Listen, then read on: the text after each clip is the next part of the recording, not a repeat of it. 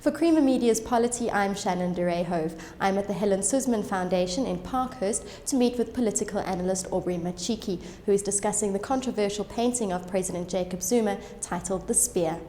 What is your opinion of the Spear painting? What meaning did you take from it? Well, beyond the personal, I thought that as a person, it was offensive. But my view is that it's not enough that something offends me, and therefore it's no excuse to ban it. But at the level of meaning, I thought the spear, like any other work of art, would attract a multiplicity of meanings. And what that means is that at one level, a work of art is a comment about both the subject and the artist. At another, what people bring to it give the work of art several meanings. And what people bring to it are things such as race, gender, class, religion, and culture. And so what we tend to do is to create a work of art and the artist in our image. So because people brought all these different things to this work of art, the spear, they gave it a multiplicity of meanings. But because of our history, the racial dimension of the spear became the most important, and therefore the most important driver of conflict about the spear. You mentioned that you experienced intense internal conflict about the painting. Can you elaborate? Well, the conflict was caused by many things. First of all, when it comes to artists, or people who work in the creative space, my view is that the creative space is a very special place in society. And those who occupy it, whether it's the artist, the dancer, the singer, the poet, all of them, you should be treated in a special way by society. And therefore, in my view, we should give quite a lot of latitude when it comes to freedom of expression to those who occupy the creative space. So as much as I was offended by the spear, because I believe the creative space and the artist are special in society, I also had the feeling that you can't ban it, you can't remove it, you cannot deface it, because it's not enough that you are offended.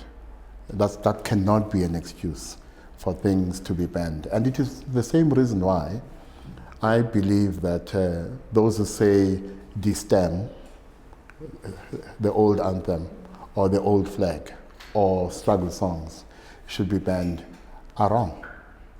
But at another level, my own identity is quite complex. So when we have these racialized conflicts, I retreat into my own complex identity. And that complex identity causes internal conflict in me, especially as someone who has to comment on these things in writing and in other ways. Because, as I say in the column, I'm a descendant of the Afrikaner, the Zulu, Amaxhosa, the Khoisan, and Abesuthu. And therefore, I bring that complexity to the spear. And that is why in my initial writing, I felt my job was to expose the complexity of the spear as a work of art. You argue that in South Africa, the numerical minority has become the cultural majority. What do you mean by this? That in itself is a very complex concept. What I mean is that we were rudely interrupted by Christianity, Western civilization, colonization, and ultimately apartheid. And we therefore do not know what trajectory, in cultural terms, indigenous South Africans would have taken. Then two things happen. There are those who then invoke traditional African culture, and they do so by freezing that culture in a particular moment, the point of contact between African culture and Western civilization. And my critique of that is that it's not enough, because we don't know what trajectory African culture would have taken without this interruption. But another thing that has happened, as I say, those who are a numerical minority have become a cultural majority through whose eyes we see the world. And therefore, in cultural, economic, and other terms, their ways of seeing and their ways of being have become dominant. And that basically is the idea I was trying to put forward in my reflection on the spear. You are a man, but you suggest that as a woman you may have viewed the spear painting differently. Please explain. I think what has been missing in the debate about the spear is the gender dimension. And partly because I still contend that the gender debate in South Africa is dismal. And that is why the gender dimension maybe was missing in people's interpretations of the spear. Because when I looked at the spear and the centrality of the penis in the spear, the maleness of both the spear as a work of art and therefore what it says about the maleness of the content of power, for me was one of the most vivid pictures and therefore strongest messages that came out. And I'm disappointed that the gender dimensions and therefore the maleness of the spear as a work of art and therefore the maleness of power is something that was not critiqued sufficiently during this debate.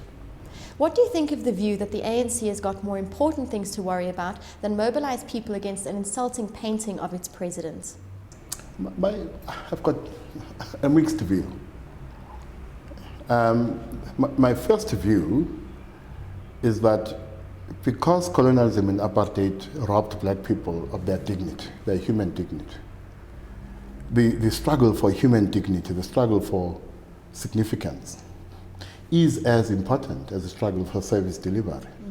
Because by denying people access to good health facilities, denying them a decent education, by forcing an 88-year-old grandmother to sleep on the floor in a hospital and her family to bring their own linen because the government hospital cannot provide her with the linen, you are denying that woman her human dignity. So for me, the idea of human dignity is inextricably bound to service delivery. But I did find, of course, that to some extent the ANC exploited in very narrow terms the controversy around the spear.